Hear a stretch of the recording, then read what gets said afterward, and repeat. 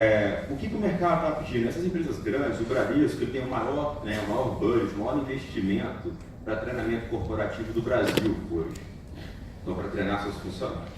E quando eles manifestaram o interesse em utilizar a nossa plataforma para treinar os funcionários, eu falei assim, se eles têm o maior investimento nesse setor, nessa área, e existe uma demanda por eles, provavelmente existe uma lacuna no mercado para isso, né? E aí começamos a trabalhar com o Bradesco de uma forma muito diferenciada, né? Quando a gente foi lá apresentar, né, a Ana Luísa, minha sócia, estava lá comigo, foi engraçado, tinham 11 empresas apresentando, né? Todas fintechs, menos eu, né? E eu lá de camisa rosa e calça branca, né? Um auditório com um monte de executivo do Bradesco, né? Tudo sênior, né? Tudo de cabeça branca. Eu falei, esse pessoal vai me expulsar daqui, né? Mas eles ficaram maravilhados com a plataforma, tudo iniciou-se um trabalho.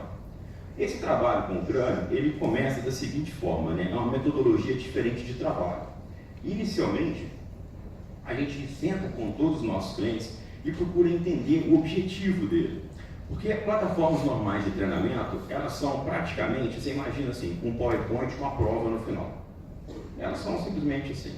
E a pessoa só alimenta o conteúdo que tem essa plataforma e ela não consegue entender que, às vezes, empresas têm necessidades diferentes, né? Como o próprio Bradesco. Então, a gente primeiro define qual que é o trabalho. Então, vamos querer primeiro fazer o quê, né, com essa empresa? Depois entender esse público-alvo, né? Porque muitas vezes uma empresa chega para a gente e fala assim, poxa, muito legal, quero fazer esse aplicativo assim, esse assado. Aí a gente quer fazer um jogo de RPG para ensinar isso daqui para as pessoas, né? Um jogo tipo de Xbox, não sei o que, tudo. Aí você vai dizer assim, quem que é seu público-alvo? Ah não, são vendedores que trabalham com apostila e eles têm 60 anos de idade. Ou seja, o cara nunca jogou Xbox na vida dele, então assim, não adianta você fazer isso, então você tem que entender esse público. E também nós procuramos propor interações mais adequadas a esse público. Então tem essas primeiras 3 etapas, são muito importantes quando a gente senta com esse cliente novo. E aí, um segundo ponto importante, todo o nosso trabalho ele está apoiado em cima de 3 pilares, né? O primeiro dele é o de mobile, né? De mobile learning. O que acontece? Muitas empresas procuram a gente, como eu falei do Duolingo, a gente tem muita similaridade com o Duolingo e nós temos até inspiração nele também, mas quando a empresa chega para procurar a gente, fala assim, poxa, eu quero fazer um aplicativo assim, não sei o que lá, funciona no celular, tudo, e muitas vezes falam assim, poxa, mas o aplicativo que eu usava para treinamento também funciona no celular. Mas na hora que você vai ver o aplicativo, ele é apenas um resize da tela, está só redimensionando a tela para caber. E aí, como que eu explico isso para o cliente, né? A diferença, né? Do que é isso? É a mesma coisa aqui. Quem aqui já chamou o Uber do seu laptop? Ninguém, porque não funciona no laptop. É a mesma coisa que você pegar para chamar um Uber e fosse para pegar a tela do laptop e fazer assim, para encaixar no celular. Não funciona. A mesma coisa, o contrário, não funciona. Porque o Uber foi pensado, né? Ou 99 Táxi, ou Easy Táxi, foram pensados aplicativos para funcionar no telefone. Ele utiliza do GPS, ele utiliza de vários recursos do hardware, do próprio dispositivo. Então, quando você pega uma coisa que foi criada para um dispositivo e tenta enfiar dentro de outro, isso não pode funcionar na sua plenitude. Então, o que nós fazemos primeiro, vamos fazer uma aplicação mobile, nós pensamos ela para o mobile. Tá? Então, não funciona dessa forma. Você não consegue mandar push notification e etc. O segundo ponto, muito interessante, é o do microlearning, né? Então, hoje nós estamos aqui, às vezes, assistindo aqui uma fala de um período muito longo e tudo, né? Por isso que é muito importante a gente, às vezes, tornar isso um pouquinho mais prazeroso, engraçado e tudo, para tentar prender a atenção das pessoas, né? Porque hoje em dia existem estatísticas que falam que passaram de 15 minutos, as pessoas já não prestam mais atenção em nada, né? E o jovem, menos ainda, né? Então, essa técnica do microlearning é você pegar conteúdos densos, tornar em fatias, né, fazendo doses homeopáticas, né, para aquilo ficar mais fácil de ser absorvido, né? E além disso, nós também usamos algumas mecânicas do ensino adaptativo, né? O que é isso? É o ensino se adaptando a cada uma das pessoas, né? A cada pessoa que está utilizando ali, na ponta, né? Então, isso faz o quê? Faz que cada um tenha a sua própria experiência de aprendizado. Nós vamos mostrar isso em algumas telas a seguir, né? Então, isso é importante. Também usando algumas técnicas de espaço e repetição, né? Por exemplo, o próprio Duolingo faz muito isso também. Você vai, treina, depois você volta e treina aquilo de novo. Então, às vezes, quando passa um tempo, você tem que repetir aquilo ali para você poder sedimentar. E o ponto mais engraçado é que muitas vezes nós somos chamados por causa de gamificação. E muita gente acredita, né, que gamificação é uma coisa extremamente nova, né? Eu tenho sido muito procurado, você fala de gamificação. E assim, gamificação não é uma coisa nova, né? A primeira pessoa que falou de gamificação é Platão, né? Eu não sou contemporâneo de Platão, então ele não pode ser novo. Então, Platão ele tem uma frase famosa, se você precisar no Google, ver que a melhor forma de se ensinar as coisas é por meio de jogos. Isso nada mais é do que a definição de gamificação. Você utiliza conceitos de jogos para se ensinar as coisas. É porque muitas vezes a gente está preso a usar um conceito de um Xbox, a usar um conceito de um jogo de plataforma nisso. E não é, pode ser qualquer tipo de jogo. Então isso é uma coisa que nós utilizamos e com qual objetivo? De aumentar o engajamento, mas também de tornar aquilo mais leve, mais fluido para o usuário. Aqui existem alguns tipos de recursos, né? Porque quando nós sentamos com o cliente, ele às vezes não tem assim, poxa, eu quero isso, ele não sabe o que ele quer, isso não é responsabilidade dele. Então nós temos já uma biblioteca constituída de toda a experiência do crânio, que não vem apenas desses clientes, mas sim nós estamos desde 2011 nisso, então já tem uma longa jornada até aqui, já temos umas 3 voltas ao mundo, literalmente, conhecendo tudo de educação que existe. Então, a gente foi criando nós fomos criando algumas features, alguns recursos, né? Então, hoje um dos mais famosos é a própria trilha de aprendizado, que é uma mecânica proprietária nossa para poder se ensinar qualquer coisa por meio de telefone.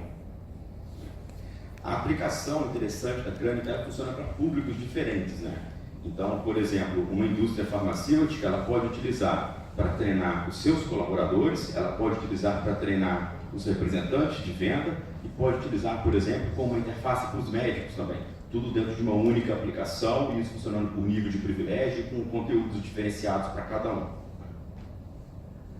Aqui algumas telas do Bradesco, por exemplo, né? Então, o colaborador do Bradesco, ele baixa a aplicação, né? Ele tem um tutorial que explica para ele mais ou menos como funciona, ele faz o login com seu e-mail corporativo, ele vai receber um token para a gente poder validar que ele realmente é um funcionário do Bradesco.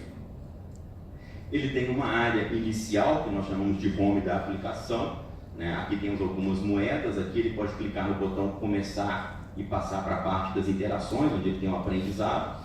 Aqui tem uma tela de feed, que é uma parte da tela de feed, que é onde temos notícias, então pode ser colocado um vídeo falando de um novo produto, e isso já vai para toda a base de funcionários, né? E aqui também pode aparecer uma nova modalidade de curso, uma nova notícia, uma coisa nova do banco, pode ser colocado aqui também. Aí o colaborador pode escolher um modo de duelos, né? Inicialmente no banco, uma das nossas ideias, quando sentamos com o banco, era de trazer uma carga muito grande de entretenimento, porque eles estavam acostumados com um aprendizado muito, digamos assim, arcaico. Então a gente quis mostrar, nós quisemos mostrar para eles um outro lado do aprendizado, um aprendizado mais por consequência, né? Ele recebia aquilo meio que sem estar percebendo que ele estava aprendendo, né? Esse era o modo de duelos que eu vou mostrar para vocês.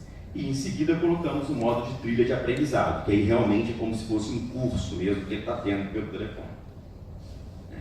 Aqui e no modo de trilha, por exemplo, aqui quem conhece o Duolingo vai ver algumas similaridades, que é isso mesmo. Aqui nós temos, por exemplo, um caminho que é como se fosse um jogo de tabuleiro, né? Cada casa desse caminho que ele passa, ele tem um conjunto de interações que ele tem que realizar, né?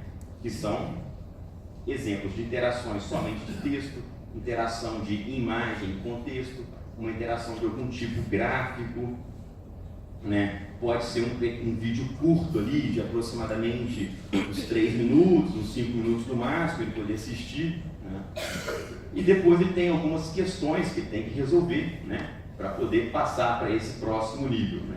Aí essas questões podem ser múltipla escolha normal, pode ser uma questão onde tem uma múltipla escolha com uma imagem, pode ser onde a resposta é uma imagem, um falso e verdadeiro, pode ser também uma forca, né? Ou palavra secreta. Se ele atingir um determinado nível de pontuação, ele vai ser habilitado para ele a próxima casinha daquele tabuleiro, por isso que é uma trilha de aprendizado.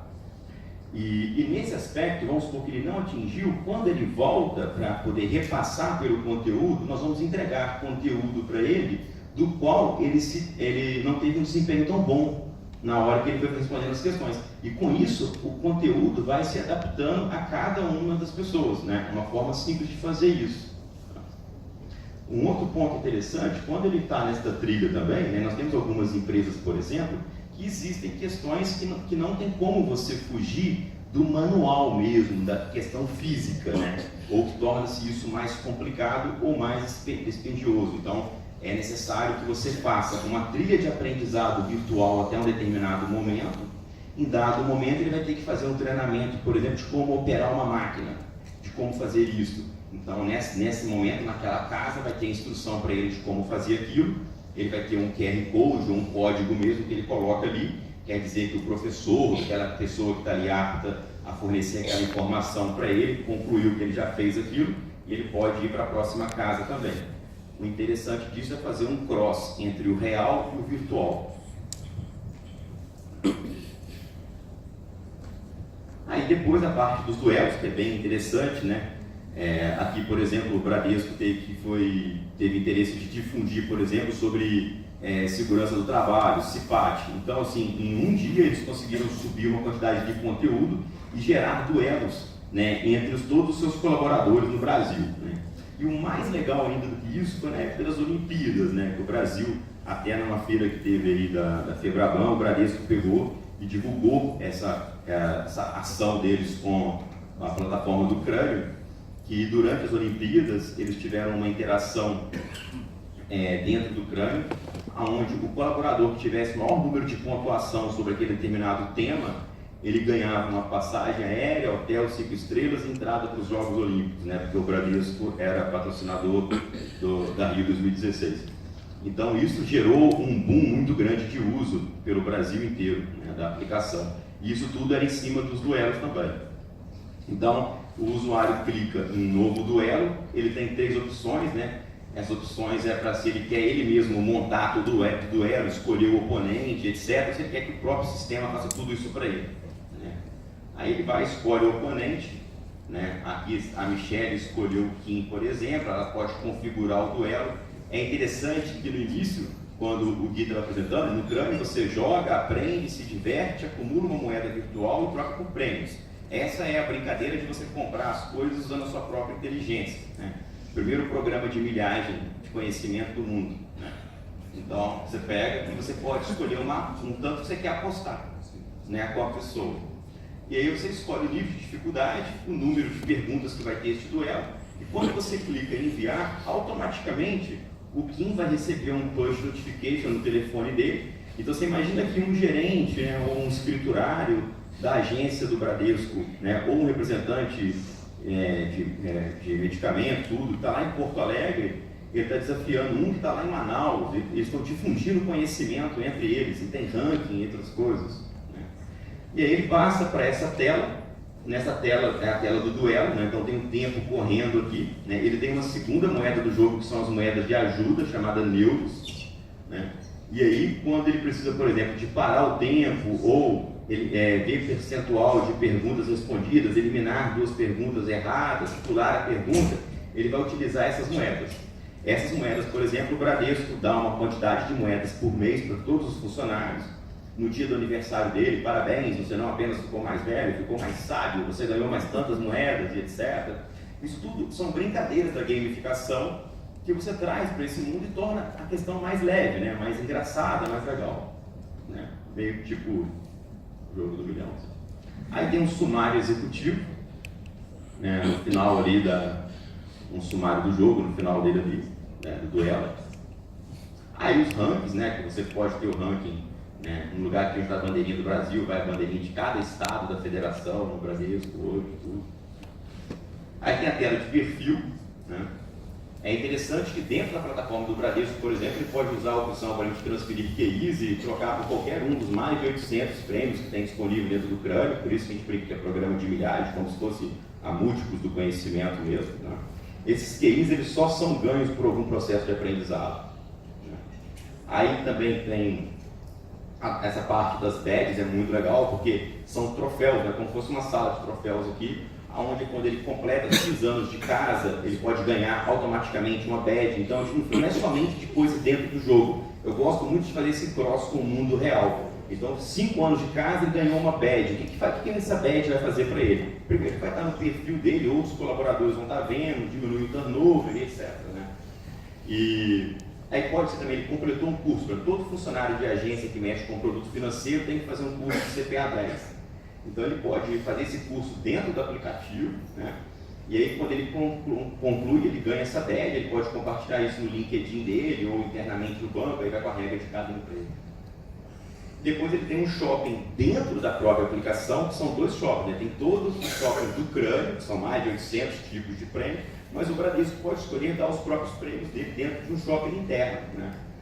E aí o interessante é que ele pode, por exemplo, assim, um café da manhã com o presidente, né? Aí vamos supor que esse daqui tivesse aqui do lado uma badgezinha, por exemplo, que é os 5 anos de casa. Então esse prêmio está vinculado àquele troféu. Ele tem que ter aquele troféu para poder conseguir esse prêmio. Isso é legal também. Gente, a apresentação é essa, né? Muito obrigado. Qualquer dúvida, vocês podem perguntar para o Gui Afonso aqui.